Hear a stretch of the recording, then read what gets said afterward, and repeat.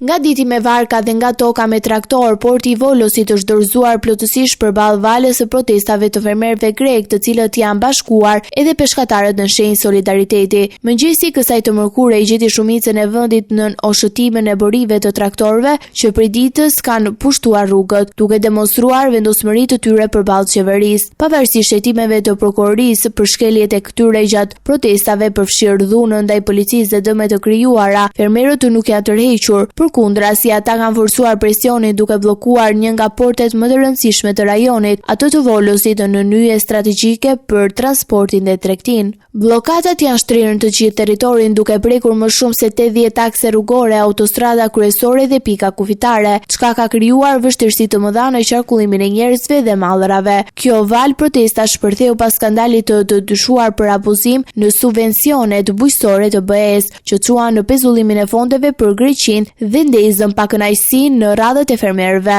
Për të shmangur për shkazimin e situatës, sidomos gjatë festave, qeveria greke është duke përgatitur një paketë të posaçme mbështetëse, e cila pritet të prezantohet në një takim me përfaqësuesit e fermerëve javën e ardhshme. Masa synon uljen e kostove të prodhimit dhe garantimin e pagesave për ndihmën bujqësore, në përpjekje për të qetësuar tensionet dhe rikthyer dialogun.